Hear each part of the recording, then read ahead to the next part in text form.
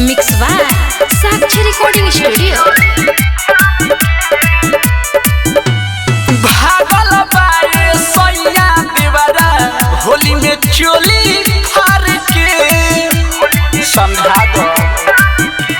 भागल बाए सैया देवरा चोली हमर फार के, अरे चोली हमर फार के। घोरले रहे रंग, घोरले रहे रंग कोइल ढोढ़िए में ढार के। भागल बाए सैया देवरा चोली हमर फार के।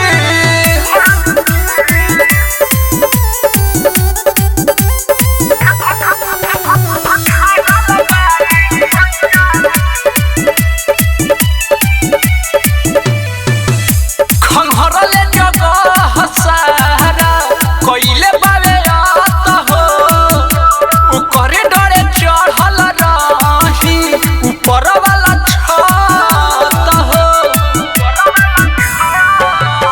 लेले रहे बड़का पिचकारी मनावे होली कपड़ा के फारी।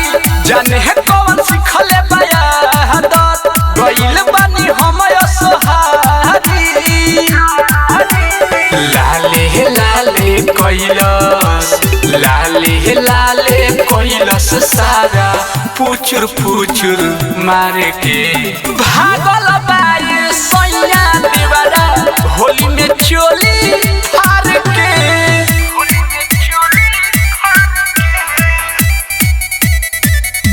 होली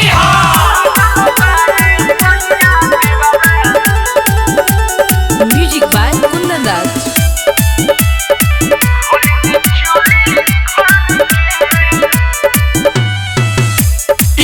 चिरी देसावा हो गोल्डन संगे गइल बा।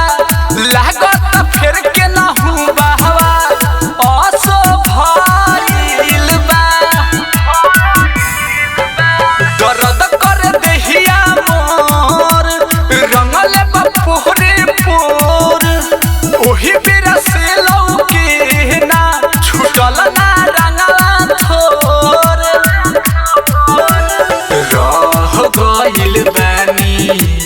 रह गइल बानी मना से हम हार के।